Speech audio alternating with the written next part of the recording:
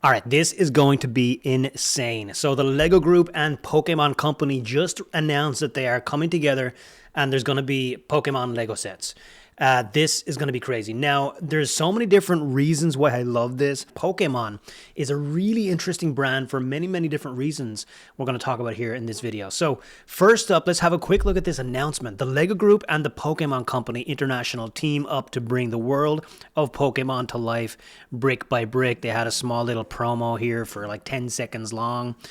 We don't know really much about this just yet. This is a brand new information or brand new announcement.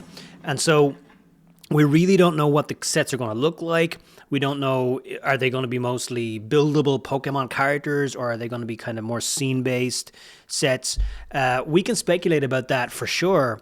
But today I'm just going to talk about really what we know and some interesting points about this. So we see today the Lego Group and the Pokemon Company are announcing a new multi-year. That's interesting as well because this is not just going to be a single wave. At least that's what it looks like. It's not just going to be one wave of sets here. That will bring Lego Pokemon to fans for the first time from 2026. Since the debut of Pokemon franchise, fans have dreamed of becoming Pokemon trainers. Now they can take that experience even further, one brick at a time. The new partnership will bring the world of Pokemon to life in entirely new ways, allowing fans to build beloved Pokemon in Lego brick form. So there's more information there, of course. They do not go on to say, like, these are the kind of Lego sets that we're going to have. Fans should keep their binoculars peeled and their Pokedex ready to experience the world of Lego Pokemon coming their way in 2026. So we know that it is going to be it's going to be next year in 2026. And then they have a link to a page that just has Lego Pokemon coming soon. Electrify your imagination in 2026 and get ready to build something we've never built before, or we've never built with Lego bricks before. So certainly exciting. Now, why am I so pumped about this? Shane, why were you not talking so excitedly about Sonic or about Mario when that was coming along, or any of these other themes that were based on very popular brands? Because Mario and Sonic are super popular brands, nostalgic brands for me and for many of you out there. I grew up playing both of those video game series.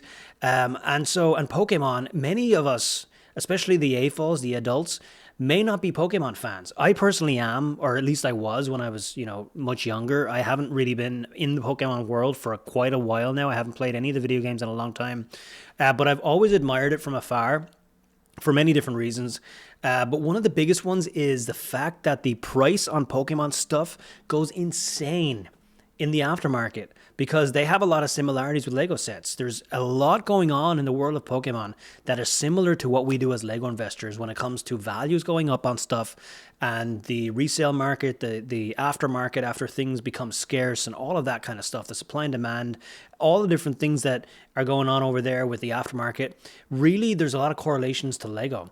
And I think it's so interesting that we're going to have two similar worlds when it comes to the aftermarkets and what can happen with values coming together, because now you're going to have a fandom that are used to prices going up over time, right? And that's going to happen here with the Lego sets, and they're not going to blink twice before paying over the odds for these sets. Because if you look at what happens with Pokemon cards, Pokemon collectibles, Pokemon video games, in the aftermarkets, when all these things become scarce, it's really quite something. So we're going to do that right here. I'm going to show you some of the things that you can see if you just do some searching online. If you're not really familiar with the Pokemon world, and again, like I said, I'm not really big into this world either. And so if you have no interest in Pokemon, that's fine. But I think from a business perspective, you should pay attention to what's about to happen here. So if we quickly, the first thing I want to call out here is, when you think of Pokemon, especially if you're not a fan, you probably think it's a reasonably big brand, but it's much bigger in Japan, and I know that kids like it, but it's not like as big as Star Wars or Disney, right? That's the first thing you might think, because Lego already have partnerships with Star Wars and Disney, and Star Wars is the number one theme of Lego sets in terms of sales volume and traffic on the website and all of that kind of stuff. It is the highest demanded theme that the Lego Group currently have, even over other very popular brands like Mario and Minecraft.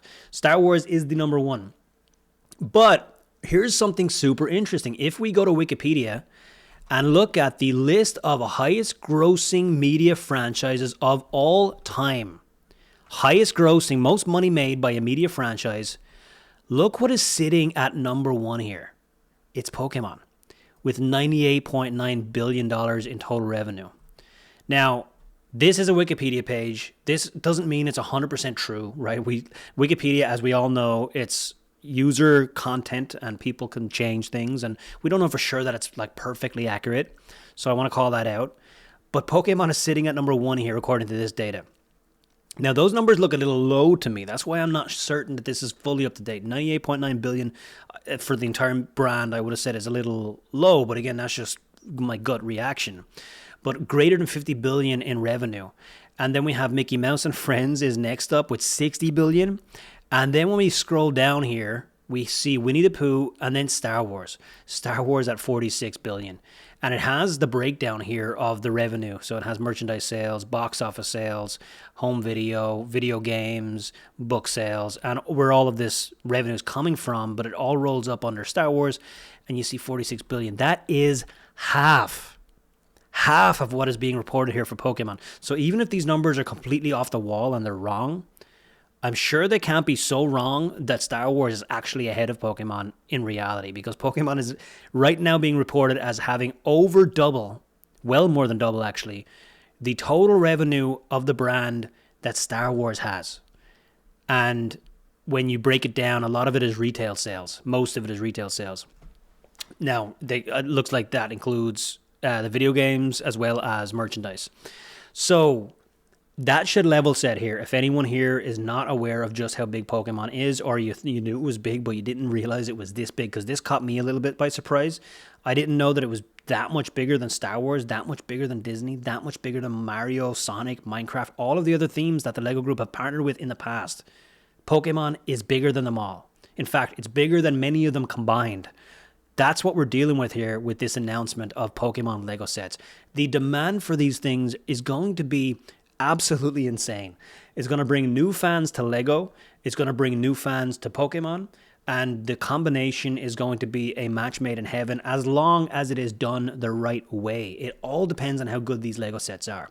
But I have a lot of faith, because if it is buildable Pokemon characters, which I think it will be, because there's endless supply of them. There's like 1,000 Pokemon now in that world. Started when I was young and it started out, there was 150 and now there's like 1,000. But they could go to no end. LEGO Group could make Pokemon buildable, collectible Pokemon sets forever. And people will want them forever. And if they are buildable characters, and when I say buildable characters, folks, by the way, what I'm talking about is something like, you know, the Lego Hedwigs or the Fox. Like if you think about these Harry Potter buildable characters that we've had, like something like that for Pokemon, right? And that is what I'm envisioning, but I could be totally wrong, because it could be like the Sonic sets, the Mario sets that are more kind of like a scene and you get playable characters, and then maybe they'll do all the Pokemon as minifigs. Like that's possible as well. We don't know yet. But I think they would be crazy to not do it this way, which is buildable Pokemon characters that you collect. Make them 40 or 50 bucks, just like the Harry Potter creatures have been, and make them all super collectible with each other. And people will go crazy to pick up the ones that they missed out on. If they release 10 of these a year, they could have endless years of making these Pokemon sets. And after some of them retire, the demand for the past ones will be crazy, and it will be driven higher by this year's Lego sets. Because if Pikachu came out this year, but Charmander retired last year, what are you going to do? You're going to go pay up for Charmander on the aftermarket, because you can't not have Charmander, because you just become a collector of these Pokemon Lego sets. So the aftermarket demand is going to be absolutely insane if that is what they're going to do with these sets. We'll wait and see what sets get announced. I think that this could be absolutely incredible. If the designs are good, and it really just all depends on LEGO Group's ability to deliver. But the fandom is there. The characters are there, the stories are there, everything that the LEGO Group needs to make this incredible is there for them at the ready. And this could be absolutely ginormous in terms of sales for the LEGO Group, because of the size of the fandom of Pokemon. Now, I want to real quick just talk about the business of Pokemon, right? Because as a brand, like we just saw, it is the highest grossing brand in the world. But the other thing that's really interesting about it is the aftermarket, right, of Pokemon stuff, because there's a lot of similarities to Lego. Prices go crazy, but prices can go so crazy on Pokemon that they make the news. Like you'll see like stories on the news of people paying a couple of $100,000 for a Charizard Pokemon card, and it's a piece of cardboard. Like this is a card. But as people who are in this industry of collectibles, we understand it's more than just a piece of card, right? The news articles will talk about that. We understand the meaning behind a collection, the meaning when, people are super excited about the passion that they have, and then they want to complete their collection and they want to get something that even, doesn't on paper does not make sense to be so expensive. This is exactly what happens with Lego sets. Prices can be triple and people will still pay for it. And to most people out there, they won't understand why someone will pay for it when it's triple price, unless you're a Lego investor and then you understand it, right? So in the world of Pokemon, if you go to eBay, we'll do this first. You go to eBay and you search for a Pokemon, and then you go to sold items only. So we're not looking at listings, we're looking at actual sales. And then you go to sort by the highest price first. So now you're going to see all the most expensive recent sales in the world of Pokemon. You're going to see some really crazy stuff. Like this is going to blow your mind. Now, even if you take some of it as false, like even if you think, oh, maybe that's money laundering, like maybe that's not real eBay sales, maybe there's something crazy going on with that, that's fair. That's fine. I don't know the story behind some of these things. So when I look at this Soda Pop plush of Bidoof, I'm sorry, Pokemon fans, like I'm a little bit out of the loop. And again, I used to be a big Pokemon fan, so I know some of the early stuff, but I'm just out of the more recent loop. But when you see this selling for $1 million here, you may be like, is that real? I would need to go start Googling that to figure out what's going on behind that. But even if you don't believe this $1 million plushie sale, scroll down and you're going to see a $420,000 Charizard card sale.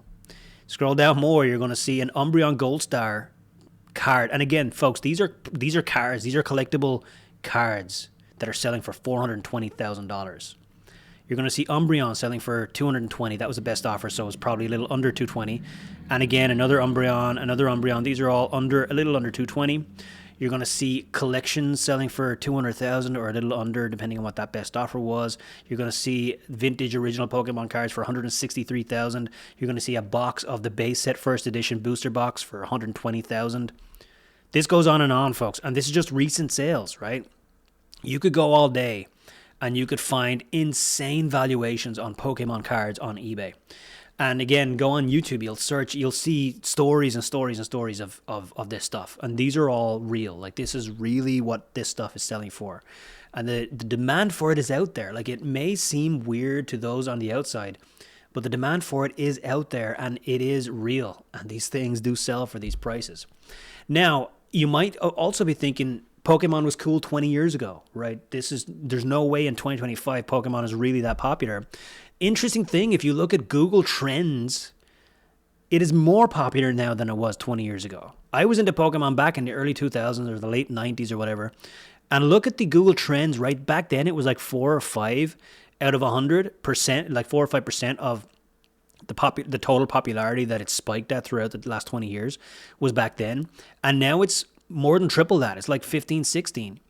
So the popularity today compared to back in 2004, 2005 is triple in terms of Google Trends, people searching for Pokemon. And I just searched for the word Pokemon here. It spiked, of course, back in 2016. Why did it spike so heavily in 2016? That, of course, was Pokemon Go. For those of you who are aware of this thing, it was a game that came along on mobile, and people were running around in Central Park and around parks catching Pokemon. It was an amazing game, a ton of fun. And you could tag up with your buddies and go collecting Pokemon in real-world locations. A lot of fun, went viral, became insane. Everyone knew someone who was playing Pokemon Go at the time. And that was, of course, when we had this big spike in popularity. But Pokemon has always been popular, and it's only been growing in popularity. That's the interesting thing. It is nowhere close to being like shrinking. It is the most popular that it has ever been in history if you look at this chart. You can see that from the data, from Google Trends data. Now, it's not just those couple of Pokemon cards on eBay that we saw that are selling for high prices. Because if you just go Google high-priced Pokemon cards. You're going to see the top 20 Pokemon cards, most expensive Pokemon cards ever, and you're going to see some crazy stuff here. Magikarp selling for $78,000. Gyarados selling for $87,000. We're going to have, if you just scroll down through this, you're going to see Pikachu for $110,000. Magikarp, $136,000. Again, these are just single cards that are selling for this kind of money. And as we scroll down to number one, what's number one? It's going to be, where is it? That's number 4. Number 2, Charizard for $493,000. And number 1, Illustrator Pikachu for $5.2 million. And apparently Logan Paul probably bought it and probably has a video on it, because Logan Paul, for anyone who doesn't know, is a Pokemon card collector, and he makes videos about paying ridiculous money for Pokemon cards. So $5.2 million in March 2022 for this Pikachu card. $493,000 for this Charizard card. $420,000 for this Charizard card. What does this tell us? It tells me 2 big things. 1, there is an appetite amongst Pokemon fans to spend a lot of money. 2, this is not weird to Pokemon fans. Pokemon fans are well aware of this. This has been going on for years. So things going up in price on the aftermarket is something that Pokemon fans are well used to, and they don't care. Like, they're so used to this because this is their world. It is not only the cards, because you can also look at Pokemon collectibles that are going up in value. Like, we've got things like the Game Boy Advance that is now selling for $800 in box, or the Nintendo DS that is now selling for $900 in box. So the old video game consoles are gone up in price. We have plushies like this Meowth plushie is selling for $1,000.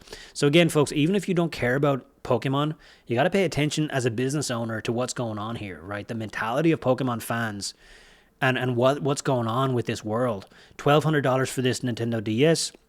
If we go down to number 1 here, $6,000 for these plushies. Entei, Suicune, and Raikou plushies selling for $6,000. Folks, you got to pay attention to this, right? And then we've got the video games. The video games are also going up in value because, many of them have been retired and they're not being manufactured anymore. You have Pokemon Soul Silver right now in new condition selling for $312. When you bought this brand new, it was probably somewhere in the region of $50 or $60. $312 right now. You have Gale of Darkness selling for $680. Heart Gold version selling for $570. And again, if you scroll all the way down to number 1 here, Pokemon Yellow selling for almost $1,000, $958. Insane values on the video games. So we have the collectibles, the plushies, the video games, the Pokemon cards themselves, all have an aftermarket, all go up in value. Pokemon fans are well used to this, and they're no stranger to this stuff. So when Lego sets start to retire and go up in value, Pokemon fans are not going to be worried about those values going up. They're going to be well used to that. They're going to want to finish their collections. The demand is going to be sustained even at higher prices, and the valuations on these things could have a lot of potential as long as the Lego Group can deliver on some really good Lego sets. That is what it's all going to come down to. So folks, I'm absolutely pumped. As you can tell from the way I'm talking about this, I'm pumped about this as a Lego theme. This is probably the most excited I've been about an upcoming Lego theme in many years because of what it's going to mean for investing. And I'm a Lego investor, and I love to watch values and the aftermarket, the economics, and everything like that. So I'm super pumped about this. I'm going to be watching this from the sidelines. Of course, we got to wait until the stuff comes out, and then we got to wait for it to retire.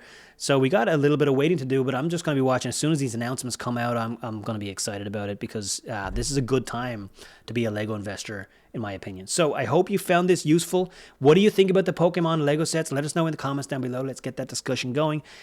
Also, join our free Facebook group. Make sure to grab that link in the description and jump into the Facebook group so we can monitor all of this stuff as it develops.